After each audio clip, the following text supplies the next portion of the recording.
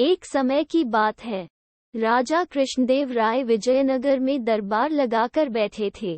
उसी समय दरबार में एक सुंदर महिला एक बक्सा लेकर आई। उस बक्से में एक मखमली साड़ी थी, जिसे निकालकर वह दरबार में राजा और सभी दरबारियों को दिखाने लगी। साड़ी इतनी सुंदर थी कि जो भी उसे देखता वह हैरान रह जाता। महिला ने राजा से कहा कि वह ऐसी ही सुंदर साड़ी बनाती है।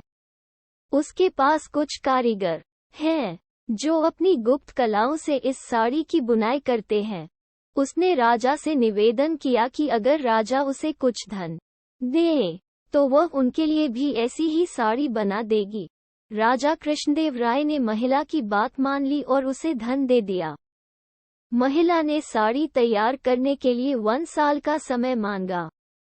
इसके बाद वह महिला साड़ी बुनने वाले अपने कारीगरों के साथ राजा के महल में रहने लगी और साड़ी की बुनाई करने लगी। इस दौरान उस महिला व कारीगरों के खाने पीने से लेकर तमाम खर्चे राजमहल ही उठाता था। इसी तरह 1 साल का समय निकल गया।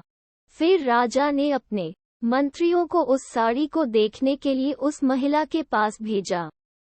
जब मंत्री कारीगर के पास गए तो वह देखकर हैरान रह गए। वहां 2 कारीगर बिना किसी धागे या कपड़े के कुछ बुन रहे थे।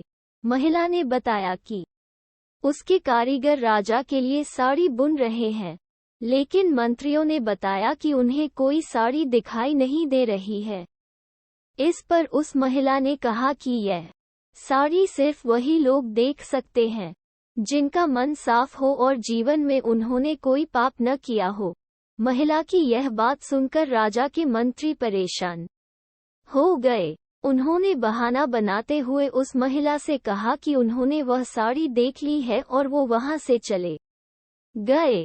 राजा के पास वापस आकर उन्होंने कहा कि वह साड़ी बहुत ही सुंदर है। राजा इस बात से काफी खुश हुए। अगले दिन उन्होंने उस महिला को वह साड़ी लेकर दरबार में हाजिर होने का आदेश दिया। वह महिला एक बक्सा लिए हुए अपने कारीगरों के साथ अगले दिन दरबार में आ गई। उसने दरबार में बक्सा खोला और सबको साड़ी दिखाने लगी। दरबार में बैठे सभी लोग बहुत हैरान थे, क्योंकि राजा समेत किसी भी दरबारी को कोई साड़ी नहीं दिखाई दे रही थी। ये देखकर तेनालीराम ने राजा के कान में कहा कि उस महिला ने झूठ बोला है, वह सभी को बेवकूफ बना रही है। इसके बाद तेनालीराम ने उस महिला से कहा कि उन्हें या दरबार में बैठे किसी भी दरबारी को यह साड़ी दिखाई नहीं दे रही है। तेनालीराम की यह बात सुनकर महिला ने कहा कि यह साड़ी सिर्फ उसी को दिखाई देगी जिसका मन साफ होगा और उसने कोई पाप न किया हो। महिला की इस बात को सुनकर तेनालीराम के मन में एक योजना आई। उन्होंने उस महिला से कहा, राजा चाहते हैं कि तुम खुद उस साड़ी को पहनकर दरबार में आओ और सभी को वह साड़ी दिखाओ। तेनालीराम की यह बात सुनकर वह महिला राजा के सामने माफी मांगने लगी।